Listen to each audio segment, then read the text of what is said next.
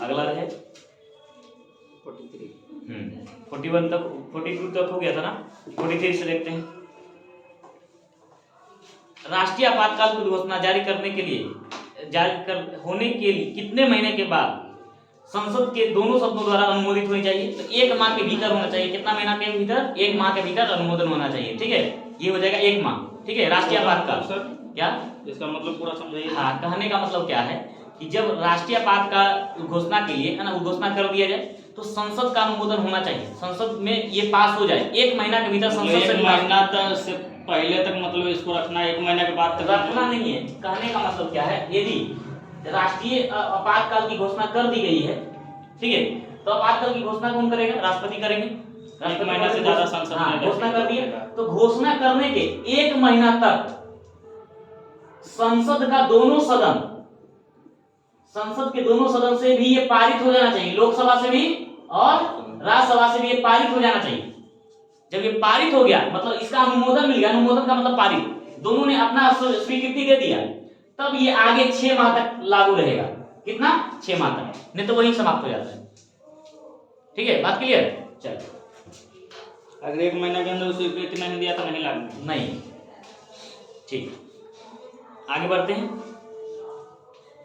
44 number, निम्नलिखित में से किसकी नियुक्ति राष्ट्रपति द्वारा नहीं की जाती है? कैबिनेट सचिव। इसका मंत्रिमंडलीय सदस्य जो होता है ना, समिति, वो करती है। ठीक है, उसका मुख्य जो होता है अध्यक्ष कौन होगा? प्रधानमंत्री, यानी प्रधानमंत्री के से नियुक्त होता है ये। ठीक है, 45 नंबर, भारतीय संसद निम्नलिखित में से किससे मिलकर बनती है? तो ये तो आप लोगों को पता है, लोकसभा, राज्यसभा और राष्ट्रपति से मिलकर क्या बनता है? भारत का संसद। भारत का संसद के लिए हम आपको एक ट्रिक भी बताए थे, याद करो, सरला। क्या बताए थे? सरला, याद कीजिए, है ना, सरला। ठीक है, 79, 80 और 81। ठीक है, 79, 80 और 81। ठीक है, एगो हम आपको नंबर दिए थे, एगो मोबाइल नंबर दिए थे पिछला बार भी आप लोग को, 79, 80, 81, 00 और 00।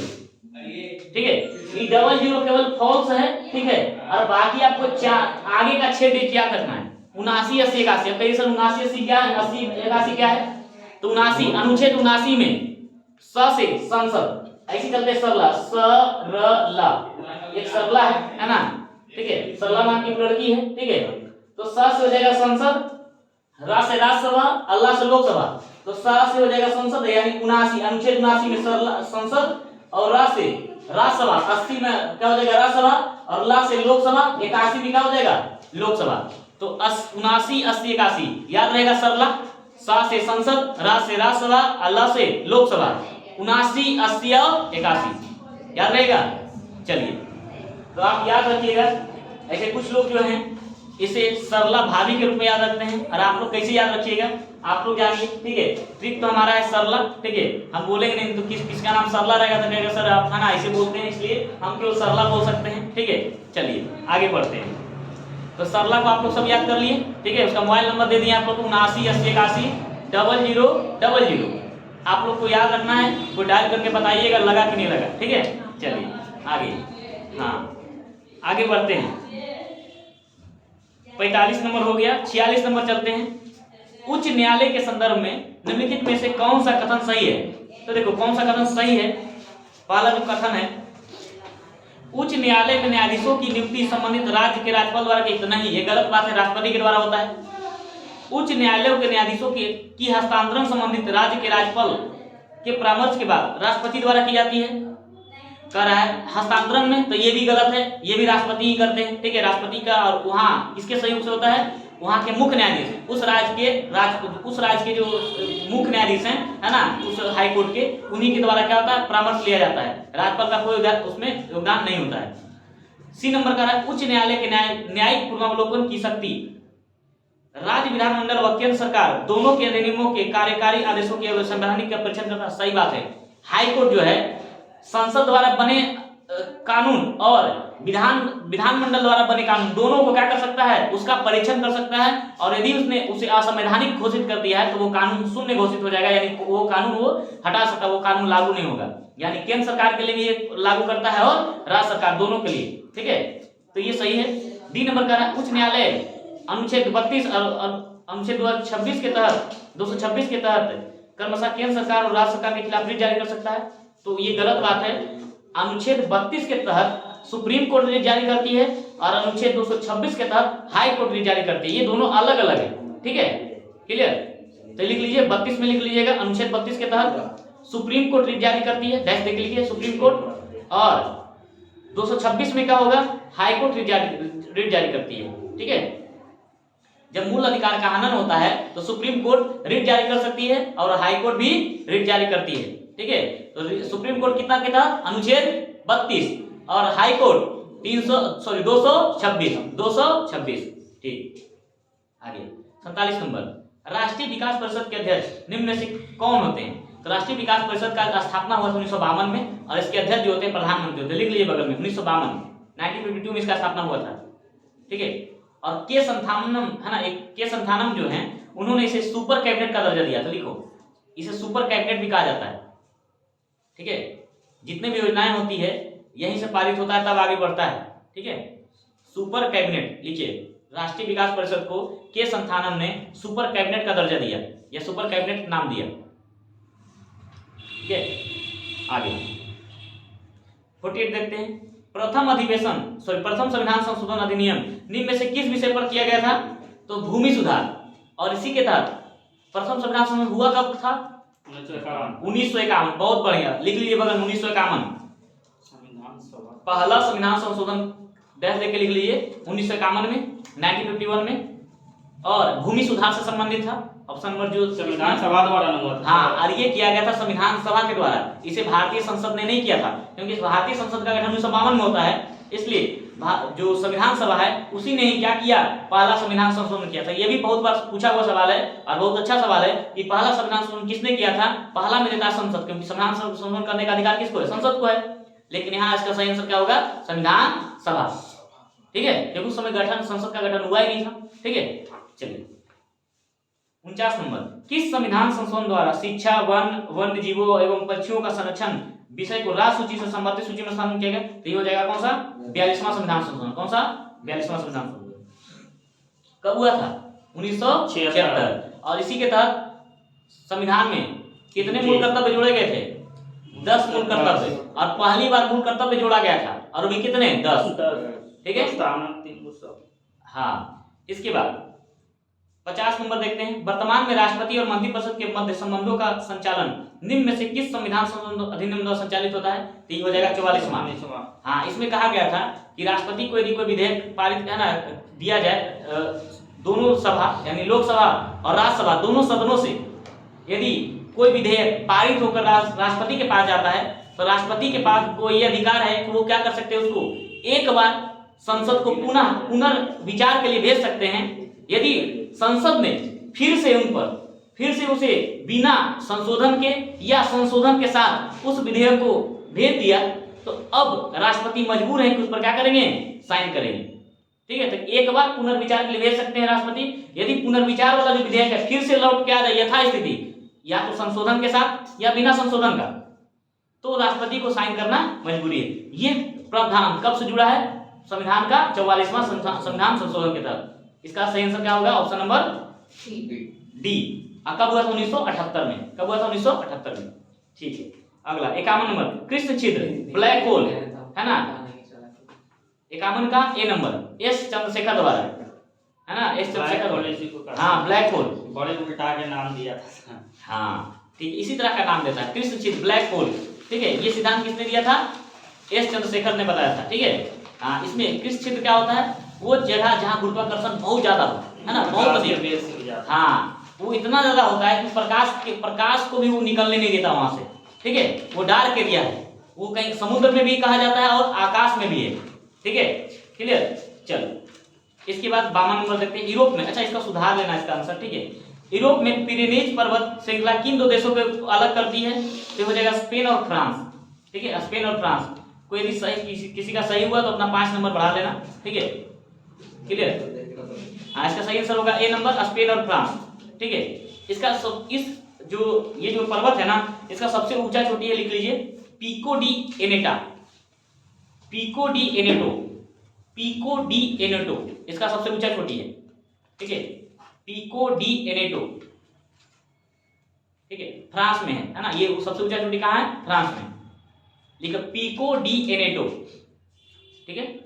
हाँ आगे 53 नंबर देखिए, निम्नलिखित में से कौन भारत का पहला स्वदेशी प्रयास से बना परमाणु विद्युत केंद्र है? तो ये हो जाएगा कलपक्कम। कौन हो जाएगा? कलपक्कम। कहाँ है? तमिलनाडु। कहाँ? तमिलनाडु। हाँ 54 नंबर देखो, पर्वतीय दर्रों का सही पश्चिम से पूर्व क्रम, तो शिव किला कहाँ है? हिमाचल प्रदेश। कहाँ है? हिमाचल प्रदेश। नाथुला सिक्किम, बोमडिला अरुणाचल प्रदेश, लिपुले उत्तराखंड, मानानीति लिपुले, मानानीति लिपुले कहाँ? उत्तराखंड। फिर नाथुला सिक्किम, नाथुला कहाँ है? सिक्किम, है ना। चलिए तो इस तरह से आप मिलान कीजिएगा तो इसका सही आंसर जो होगा पश्चिम से पूरब जो होगा इसका सही आंसर 54 का सी नंबर होगा, ठीक है, सी नंबर। एन्नौर बंदरगाह कहाँ है? तमिलनाडु। कहाँ है? एन्नौर कहाँ है? तमिलनाडु में, ठीक है। हाँ 56 नंबर देखते हैं, देखो ये वनस्पति का प्रकार है, ठीक है, अलग अलग वनस्पति है उसका दिया है संबंध में, तो इसका सही आंसर हो जाएगा ऑप्शन नंबर ए, ठीक है, माकवी। इसका सही आंसर ये माकवी जो होगा भूमध्य सागर में, भूमध्य सागर के तटीय क्षेत्र में। फिम्बस, ठीक है, बी का 3 नंबर में हो जाएगा, दक्षिणी अफ्रीका में। चैपरेल सी नंबर, सी का 1 नंबर हो जाएगा। अब मेटोरेल हो जाएगा डी का 4, ठीक है। चलो इसको मिला दो, फिर इसके बारे में विशेष रूप से बताएंगे वनस्पति वाला में, ठीक है। आगे संतामन, वातावरण के जैविक एवं अजैविक घटकों की अंतःक्रिया से विकसित तंत्र को क्या कहते हैं? पारिस्थितिकी तंत्र। पारिस्थितिकी तंत्र में जैव और अजैव दोनों घटक होता है, इसका सही आंसर क्या होगा? C number. कितना लोग हमको लगता है पर्यावरण भी लगाया होगा, ठीक है, नहीं, हाँ जो नहीं लगाया बहुत बढ़िया। 58 मौसम आधारित फसल बीमा योजना सर्वप्रथम किसने लागू किया? कर्नाटक ने। किसने लागू किया? कर्नाटक ने। 59 नंबर कृषि मूल्य आयोग की स्थापना कब की गई? 1965 में, ठीक है। अब इसका नाम क्या हो गया है? कृषि मूल्य एवं लागत आयोग, ठीक है, ठीक है, कृषि मूल्य एवं लागत आयोग, ठीक है, 1985 से इसका नाम हो गया, ठीक है। और यही क्या करता है? न्यूनतम समर्थन मूल्य जारी करता है, ठीक है, लिखो एमएसपी, मिनिमम सपोर्टिंग प्राइस, न्यूनतम समर्थन मूल्य यही लागू करता है ना, यही जारी करता है, ठीक है। फसलों के लिए न्यूनतम समर्थन मूल्य कौन जारी करता है? कृषि मूल्य आयोग ही जारी करता है, ठीक है। चलो 60 नंबर मौद्रिक नीति क्या है? देखो मौद्रिक नीति के बारे में कह रहा है। देखो दो तरह की नीति होती है, एक वो सरकार जो बनाता है उसको बोलते हैं राजकोषीय नीति, और जो आरबीआई बनाती है, आरबीआई है ना, पैसों को मतलब बाजार में है ना धन का प्रवाह और उसका संचयन दो तरह से होता है। यदि धन का प्रवाह बहुत ज्यादा यानी मुद्रास्फीति बहुत ज्यादा है तो क्या करेगी सर? क्या करती है भाई? मतलब धन ज्यादा है, बाजार में धन ज्यादा है, तब तो मुद्रास्फीति बढ़ेगी। मुद्रास्फीति का मतलब क्या होता है? महंगाई। मुद्रास्फीति का मतलब क्या है? महंगाई। महंगाई कब बढ़ेगा?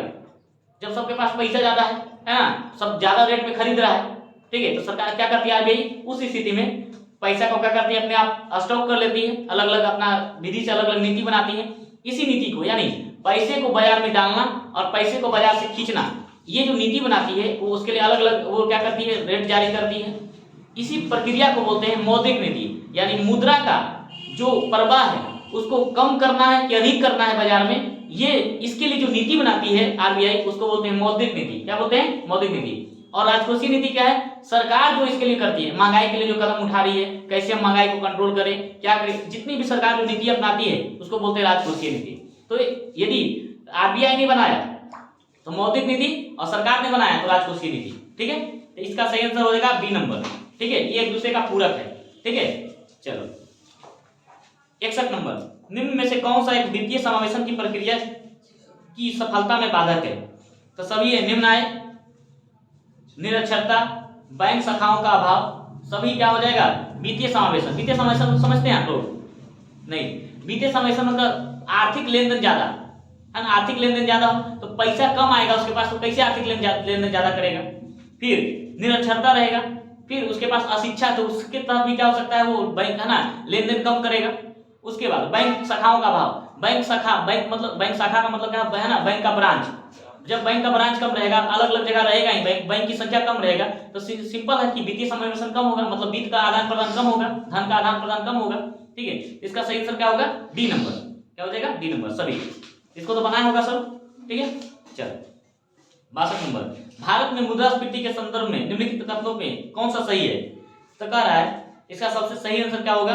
घटा हुआ मुद्रा परिचलन यानी मनी सर्कुलेशन मुद्रास्फीति के नियंत्रण में सहायता करती है।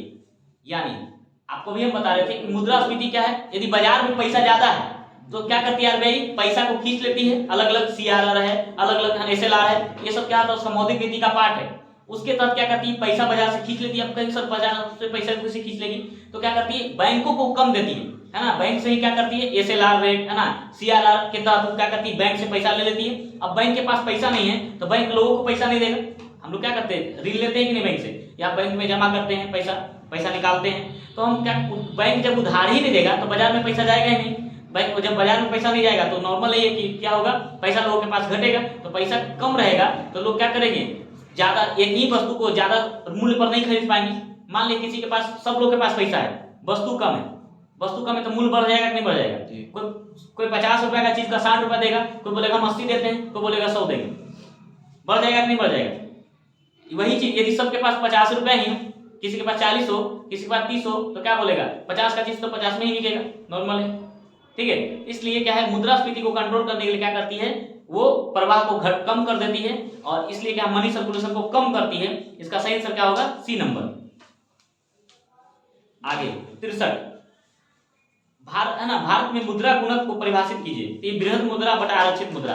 ठीक है, बृहद मुद्रा बटा आरक्षित मुद्रा। ठीक है, इसका बाकी हम आपको बता देंगे, इसका डेफिनेशन वगैरह इकोनॉमी से स्टार्ट करेंगे तो इसमें हम आपको बताएंगे पूरा डिटेल से। ठीक है, 64 नंबर, 11वीं पंचवर्षीय योजना में निरूपित समावेशी विकास निम्नलिखित में से किस एक को सम्मिलित नहीं करता है? तो पूंजी बाजार का सशक्तिकरण। इसका सही आंसर क्या होगा? पूंजी बाजार का सशक्तिकरण। ठीक है, ये नहीं था, मतलब कह रहा है 11वीं पंचवर्षीय योजना में क्या शामिल नहीं था?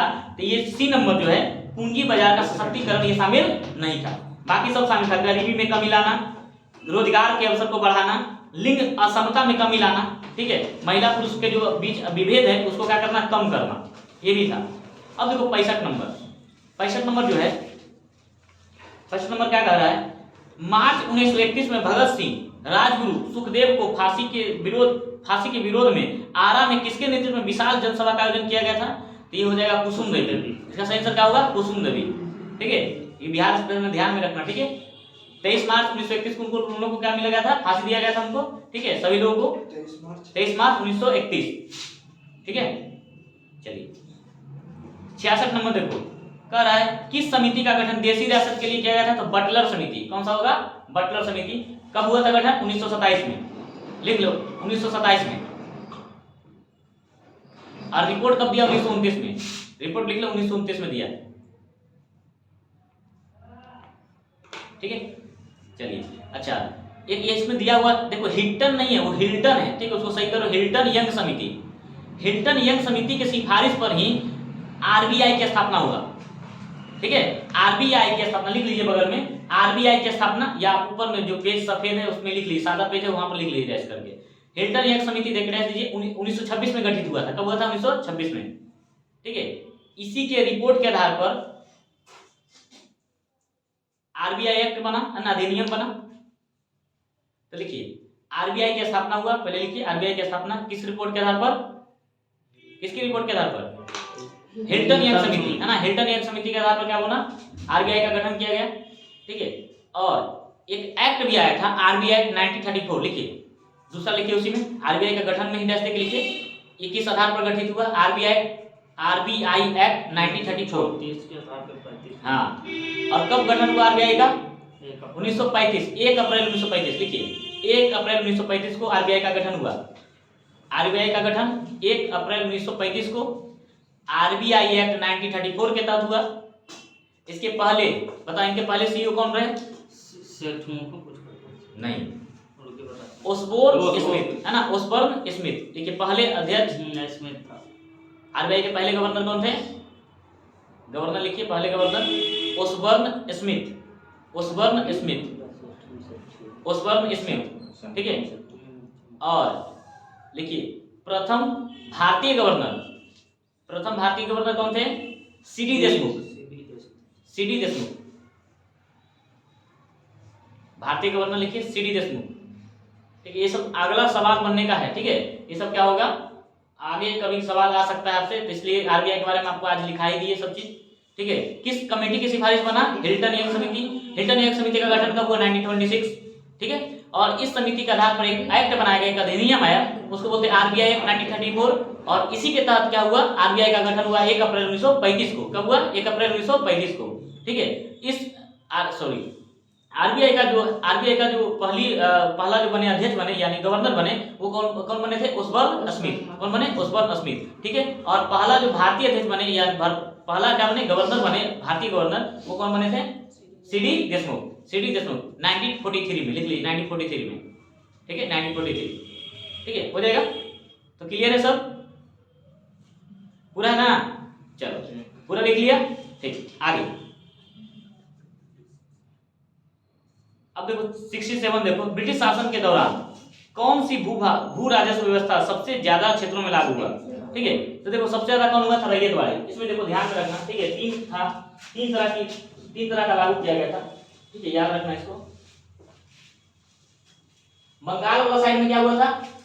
अस्थायी व्यवस्था, है ना? अस्थायी बंदोबस्त किया गया था ना? Yes sir. 3 तरह का था।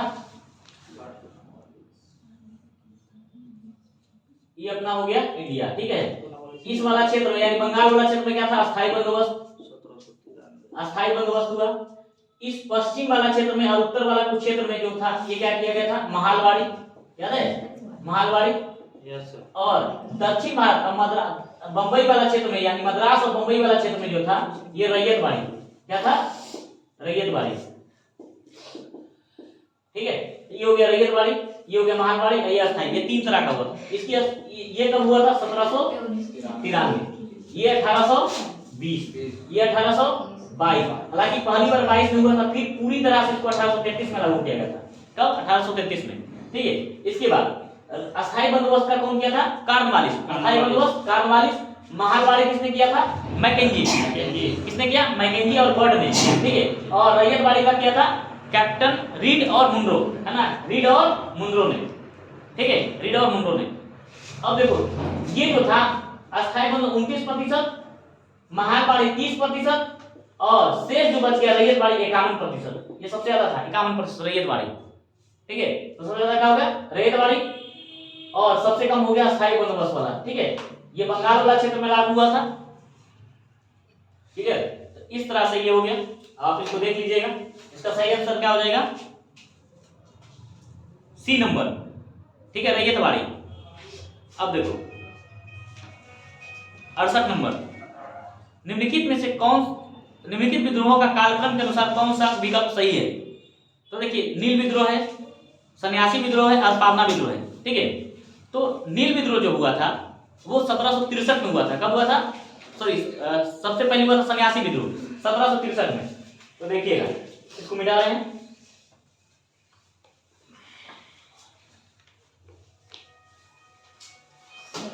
तीन विद्रोह दिया हुआ आपके साथ पास। ठीक है, पहला है सन्यासी विद्रोह, दूसरा होगा नील विद्रोह और तीसरा जो है पावना विद्रोह।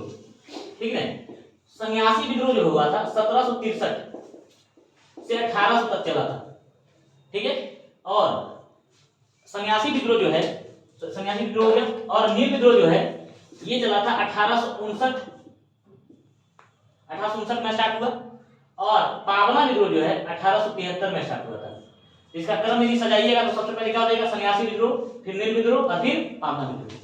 ठीक है, पूछता है 1857 की क्रांति के बाद तुरंत आरंभ होने वाला विद्रोह कौन सा था? नील विद्रोह। ये बंगाल में है ना? ऐसे तो सभी लगभग ये जितना तीनों जो है ये बंगाल वाला ही क्षेत्र में है। ठीक है, क्लियर? इसके बाद आगे देखते हैं, तो इसका सही आंसर हो जाएगा क्या? बी नंबर, 68 का बी। 69 देखते हैं, भारत में प्रकाशित होने वाले समाचार पत्र बंगाल गजट के प्रकाशक कौन थे? James Augustus Hickey. Option number D. 1780 कर लेना, बगल में लिखना 1780। 70 नंबर देखिए, अरुंडेल कमेटी, इसका गठन 1906 में देखो दिया हुआ है। 1906 में किसकी सिफारिश की थी? तो विभाजित बंगाल को एकीकृत करने के लिए किया गया था। ठीक है। इसने सिफारिश किया कि जो बंगाल विभाजन हुआ 1905 में, याद है 1905 में बंगाल विभाजन किया गया था, उसको इसने क्या किया, कहा कि नहीं जो बंगाल विभाजित हुआ उसको फिर से क्या कर दिया जाए, एकीकृत कर दिया जाए। इसने सिफारिश किया एकीकरण का, विभाजित बंगाल के एकीकरण का क्या किया, एकीकरण का सिफारिश किसने किया था, अरुंडेल समिति ने। इसका सही आंसर हो जाएगा ए नंबर, याद रखिएगा, ठीक है। 71 नंबर। अब देखो अलग अलग क्या है दिया हुआ, एसोसिएशन दिया हुआ है, कुछ संघ है, इसका स्थापना के बारे में इसको भी देख लीजिएगा, ठीक है। अब देखो कौन कौन सा है, पहला क्या है, इंडियन लीग। इंडियन लीग का क्या हो जाएगा 1875 में इंडियन लीग हुआ, ठीक है। इसके बाद इंडियन एसोसिएशन 1876 में। बॉम्बे एसोसिएशन है, बॉम्बे एसोसिएशन हुआ 1852 में। और कौन है, एक है मद्रास महाजन सभा, तो मद्रास महाजन सभा हो जाएगा 1884 में, ठीक है। तो बॉम्बे एसोसिएशन हो जाएगा 1852। 1875 में क्या हो जाएगा, इंडियन लीग और इंडियन एसोसिएशन हो जाएगा कितना में 1876, और मद्रास महाजन सभा क्या हो जाएगा 1884। याद रखिएगा 1852 में जो था बॉम्बे एसोसिएशन की स्थापना जो किया था, किसने किया था, दादा भाई नौरोजी ने। किसने किया, दादा भाई नौरोजी ने। 1875 में इंडियन लीग की स्थापना जो है शिशिर कुमार घोष ने किया। किसने किया, शिशिर कुमार घोष ने। और इंडियन जो एसोसिएशन है इसकी स्थापना 1876 में सुरेंद्र नाथ बनर्जी और आनंद मोहन घोष ने किया था। और 1884 में मद्रास महाजन सभा का स्थापना B.R. राघवाचारी और इसके साथ आनंद चेपलूर करते हैं, ठीक है। ये हो जाएगा क्या, दोनों का, ठीक है। बी राघवाचारी, ठीक है, 1884 में मद्रास महाजन सभा का, ठीक है। एक सेकंड,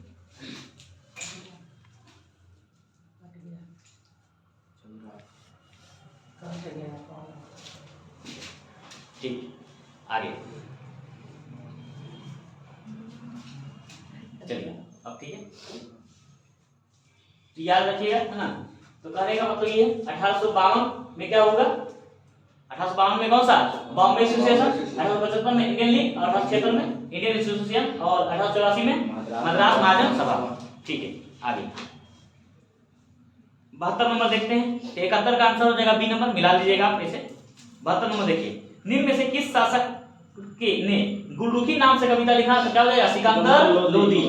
और जफर नाम से कौन शायरी लिखता था, बहादुर शाह जफर, यानी बहादुर शाह द्वितीय, है ना, बहादुर शाह द्वितीय। उसमें लिखा हुआ भी ऑप्शन नंबर डी में है जफर, ठीक है। इसका सही आंसर होगा सिकंदर लोदी, गुलरुखी नाम से लिखता था कविता। अब देखो 73 नंबर देखते हैं। मोहनजोदाड़ो सिंधु नदी के किनारे है, कोटदीजी भी सिंधु नदी के किनारे है, कालीबंगा घग्गर नदी के किनारे है, रोपड़ सतलज नदी के किनारे है। किस नदी के किनारे है, सतलज। और चिनाब जो है इसमें दिया हुआ, जो चिनाब नदी है, चिनाब नदी के किनारे आपको बताए थे सिंधु सभ्यता का यानी सिंधु घाटी सभ्यता का सबसे उत्तरी स्थल मांडा स्थित है। अब मांडा कहाँ है, कश्मीर में। कहाँ है, कश्मीर में। बगल में लिख लीजिए, चिनाब के बगल में, चिनाब के किनारे कौन है, मांडा। और ये सिंधु घाटी सभ्यता या हड़प्पा सभ्यता का सबसे उत्तरी स्थल है, ठीक है, हो गया। अब चलते हैं 74 नंबर। चंदावर का युद्ध किस किस के बीच लड़ा गया, तो चंदावर का युद्ध किसके बीच लड़ा गया, जयचंद और मोहम्मद गोरी, है ना, मोहम्मद गोरी और जयचंद के बीच 1194 में। और इसके बीच पहले मोहम्मद गोरी और किसके बीच, पृथ्वीराज चौहान के बीच दो लड़ाई हुआ, 1191 में और 1192 में। 1191 में तराइन का प्रथम युद्ध और 1192 में तराइन का द्वितीय युद्ध। 1192 में तराइन का द्वितीय युद्ध। तो इस तरह से तीन लड़ाई याद रखना है। तराइन का प्रथम युद्ध 1191 में, मोहम्मद गोरी और किसके बीच, पृथ्वीराज चौहान। फिर तराइन का द्वितीय युद्ध मोहम्मद गोरी और पृथ्वीराज चौहान। और इसके बाद चंदावर का जो युद्ध है 1194 में जयचंद और मोहम्मद गोरी के बीच, ठीक है। इस तरह से ये तीनों था, ठीक है। अब आप इसको देख लीजिएगा, सरिया लीजिएगा, ठीक है, सब आगे पीछे कर लीजिएगा जो भी इसको सजाना है। अब 75 नंबर देखते हैं, ठीक है। हालांकि 74 में थोड़ा सा बच के वहां टिक लगाना था। देखिए ऑप्शन में मोहम्मद गजनवी भी दिया हुआ है। मोहम्मद गजनवी 10 तो कुछ का था, ठीक है, 10 तो कुछ ईस्वी का, वो 1100 कुछ का ईस्वी का, ठीक है, याद रखना है। मोहम्मद गजनवी पहले आया था, ठीक है, मोहम्मद गौरी बाद में, ठीक है। तो 75 नंबर देखते हैं। निम्नलिखित चीनी बौद्ध यात्रियों में सबसे बाद में भारत यात्रा किसने किया? तो सबसे बाद में कौन किया? इत सिंह। ठीक है, ऐसे आप इसको याद रखने के लिए हम आपको ट्रिक बताए थे, है ना। यदि आपको ट्रिक याद है तो बहुत अच्छा बात है, और नहीं याद है तो आज फिर से हमको एक बार ट्रिक बता देते हैं कि चीनी यात्री वाला आपको हमेशा ये जो डाउट रहता है वो हमेशा ये डाउट क्या हो जाएगा? क्लियर हो जाएगा। आज के बाद आप कभी नहीं आपको दिक्कत होगा इसमें कि भारत में चीनी यात्री आने का क्रम क्या है। तो याद रखिएगा, चीनी यात्री को, है ना, चीनी यात्री को फांसी हुई। क्या हुई? फांसी हुई। तो चीनी यात्री से तो चीनी यात्री हो गया, और फ से फैयान, स से संयुगम, ह से हेनसाम और ई से इत सिंह। याद हो जाएगा, चीनी यात्री को फांसी हुई तो फ से फैयान, स से संयुगम, ह से हेनसाम और ई से इत सिंह। तो चारों का क्रम हो गया, यानी सबसे पहले आने वाला कौन था? फैयान। फैयान किसके समय आया? चंद्रगुप्त प्रथम, चंद्रगुप्त द्वितीय, चंद्रगुप्त द्वितीय। ठीक है, इसके बाद संयुगम किसके समय आया? हाँ, 518 ईस्वी के करीब आया था। हाँ, नहीं, इस समय था नरसिंहद्वितीय बालागुप्त। ठीक है, इस समय था नरसिंहगुप्त बालादित्य। इस समय जो था गुप्त शासक था नरसिंहगुप्त बालादित्य। ठीक है, ये संयुगम आया था। हेनसाम किसके समय आया? हर्षवर्धन के समय।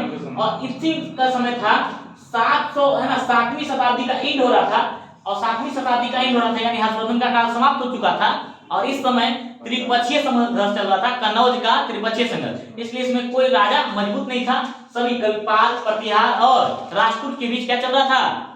त्रिपक्षीय संघर्ष। तो हो सकता है पूछ दे कि जिस समय भारत में कन्नौज का त्रिपक्षीय संघर्ष चल रहा था, उसमें चीनी यात्री आने वाला चीनी यात्री कौन था? इत सिंह। कौन था? इत सिंह। उस समय इसने वर्णन किया भारत का कि भारत जो है इस समय बहुत स्थिति इसका खराब है, और पाटलिपुत्र तो और सबसे क्या है, इसका स्थिति सबसे निम्न है। पाटलिपुत्र का स्थिति बहुत जर्जर स्थिति का वर्णन किया है इसने, सिंह ने। ठीक है, इस तरह से आज आपका क्या हुआ, ये जीके जीएस का डिस्कशन समाप्त हो गया। तो अब हम लोग मिलेंगे अगले क्लास में अगले वीडियो के साथ, जीके जीएस का और साइंस का। तो आप लोग जो लोग इसको देख रहे हैं, लोग इसको ज्यादा से ज्यादा शेयर कीजिए, लाइक कीजिए और सब्सक्राइब कीजिए। ठीक है, ओके, थैंक यू।